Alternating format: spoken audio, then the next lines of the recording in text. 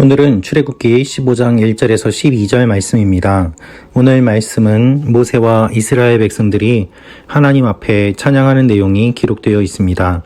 하나님께서 이집트의 군대를 바다에 빠뜨리셨습니다. 그리고 이스라엘 백성들을 구원하셨습니다. 그 광경을 바라보면서 모세와 하나님의 백성들은 하나님께 찬양을 드립니다. 오늘 이 찬양을 통하여서 우리에게 주시는 하나님의 마음을 함께 묵상해 보기를 원합니다. 1절, 2절 말씀입니다. 그때 모세와 이스라엘 백성들은 이 노래를 여호와께 불렀습니다. 내가 여호와께 노래할 것입니다. 이는 주께서 크게 높임을 받으셨기 때문입니다. 말과 말 탄 자들을 모두 바다속에 던지셨습니다. 여호와께서는 내 힘이시며 내 노래이시며 내 구원이 되셨습니다. 주께서는 내 하나님이시니 내가 주를 찬양할 것입니다. 주께서는 내 아버지의 하나님이시니 내가 주를 높일 것입니다. 여러분, 하나님께서 하신 사건을 기억하는 것 중에 하나가 무엇일까요? 그것은 바로 찬양입니다. 하나님께서 찬양하라고 말씀하시고 명령하신 것이 아니었습니다. 그럼에도 불구하고 자연스럽게 이와 같은 반응이 나왔습니다. 이것이 하나님께 찬양 드리는 모습입니다. 여러분, 하나님 앞에 어떻게 찬양을 드립니까? 하나님께 찬양 드릴 때 하나님께서 하신 일을 가지고 찬양합니다. 1절을 보면 말과 말 탄 자들을 모두 바닷속에 던지셨다라고 이야기하고 있습니다. 하나님께서 하신 일을 바라보면서 하나님이 어떤 분이신지 그들은 알게 되었습니다. 여러분, 우리의 삶 가운데 하나님께서 하시는 일들이 있습니다. 그것을 바라보면서 하나님이 어떤 분인지를 알고 하나님을 찬양할 수 있습니다. 따라서 찬양은 단순한 노래가 아닙니다. 찬양은 우리의 삶 가운데 역사하시는 하나님의 사건을 바라보는 사람이 할 수 있는 최선의 반응입니다. 그 반응이 노래로 나옵니다. 그 노래는 계속해서 전해집니다. 그 노래가 전해짐으로 말미암아 한 사람의 찬양이 무리의 찬양이 되고 그때 당시의 찬양이 영원히 이어지는 찬양이 됩니다. 모세와 이스라엘 백성들이 불렀던 찬양, 이 찬양의 곡조를 우리는 지금은 모르지만 그 가사가 여기에 기록되어 있습니다. 그래서 우리는 이 가사를 가지고 다양한 곡을 붙이며 하나님을 찬양할 수 있게 된 것입니다.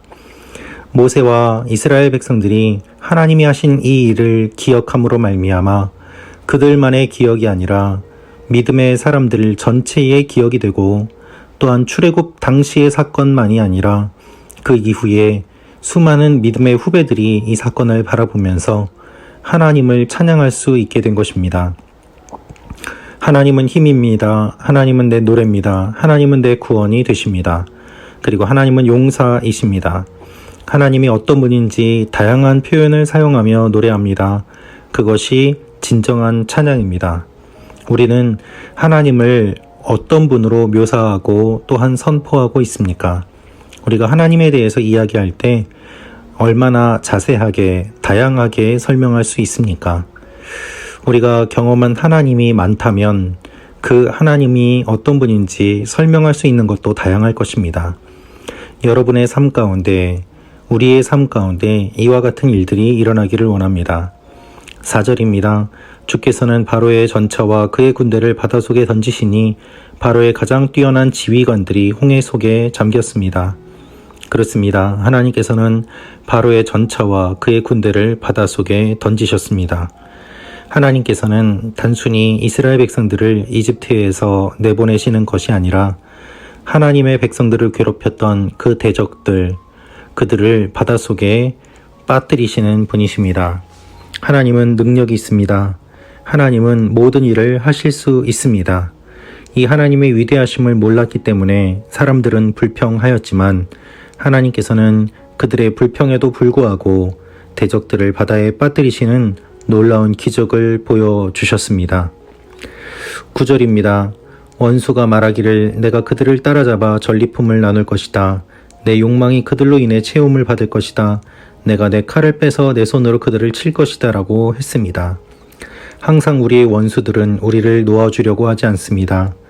우리가 자주 넘어지고 또한 믿음의 길에서 벗어나려고 하는 성향이 일어나는 이유는 무엇입니까?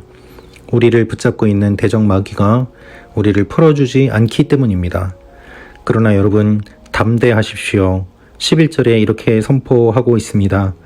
여호와여, 신들 중에 주와 같은 분이 어디 있습니까?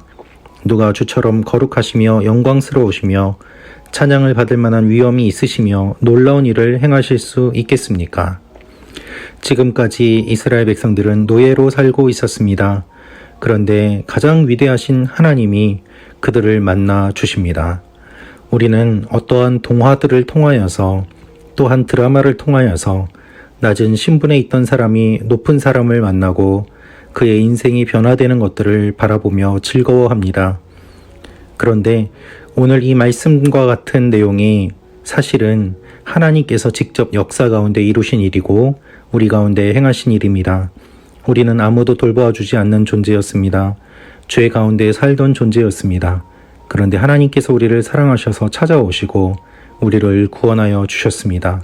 그리고 지금도 사랑하십니다. 하나님과 같은 분이 어디 있습니까? 하나님 같은 놀라운 일들을 이루신 분이 누가 있겠습니까? 그래서 우리는 하나님께 찬양하고 하나님께 예배를 드리는 것입니다. 여러분, 하나님은 찬양받기에 합당하신 분입니다.